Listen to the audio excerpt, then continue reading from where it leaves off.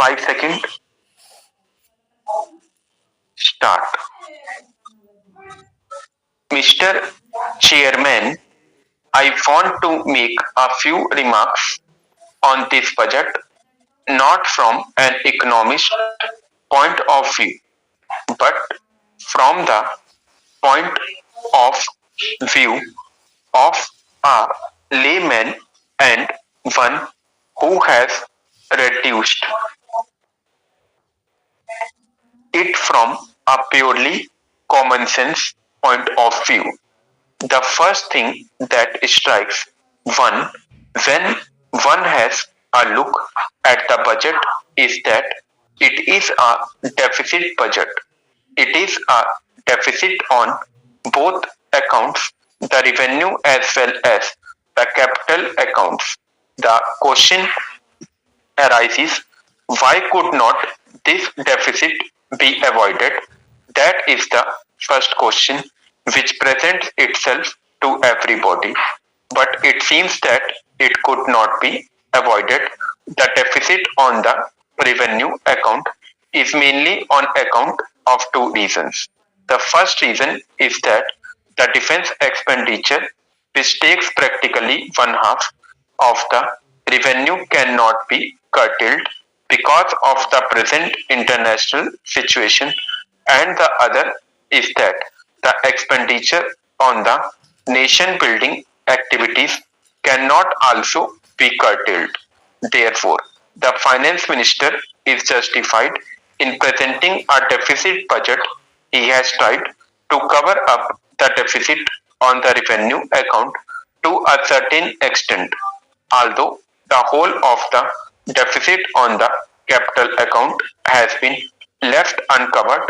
A layman would ask why, when an overall deficit of rupees 318 crores was being left uncovered, a deficit of about rupees 30 crores could not be left uncovered, because if that deficit was also left uncovered, fresh taxation would not have fallen on the middle classes.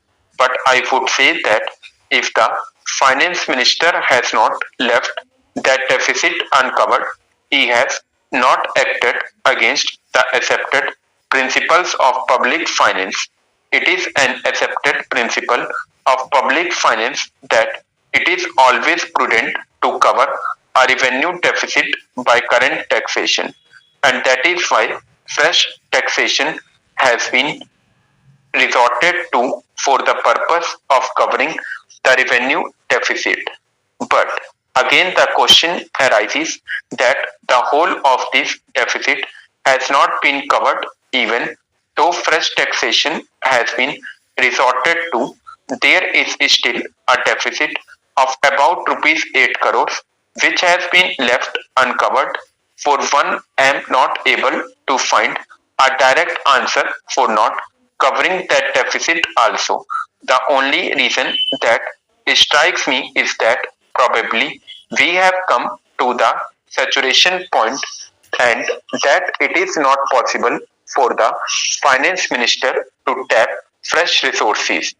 This budget provides some incentives for better production and for the industries to come forward and do their best, and to put it negatively, whether the proposals here are such that they do not put a definite disincentive in the way of the industries. And the next point from which this budget should be judged is whether it provides for a better and a more equitable distribution of wealth.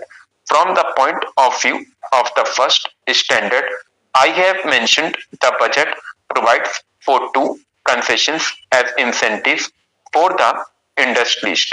One is in the way of a 25% development rebate on the initial cost of a new plant and machinery, and the other is that business losses can be carried forward indefinitely and not for 6 years only, as at present. There are concessions, but I feel that they are not very attractive or big concessions. With regard to the second point, whether the budget contains any proposal which will definitely retard production, which may definitely prove to be disincentives, I must say that this budget does not contain any such proposal. Therefore, all that can be said on this budget is that it is a neutral budget. With regard to the other standard, whether this budget provides for a better and a more equitable distribution of wealth. My reading is that a beginning has been made in that direction, but no jolt has been given towards socialism. One of the proposals is the lowering of the export duty. This is in the nature of a revenue concession for the other proposal regarding income tax changes. The trend is only towards rationalism. What has been taken from the unmarried man is tried to be given to the married man. Some slabs have been reduced and some super tax limits have been lowered. This only means that an effort has been made to rationalize things. With regard to taxation, I cannot say that the rich have been taxed heavily and others have been exempted from it. On the other hand, taxation has been made to spread on as large a section of the community as possible. Probably the finance minister has acted on the well known maxim of plucking feathers from the goose without injuring it.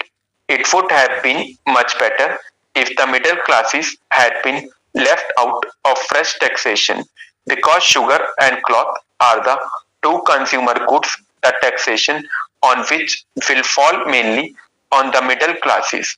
But here too there is justification for the finance minister because it is not possible to find out ways and means of taxation.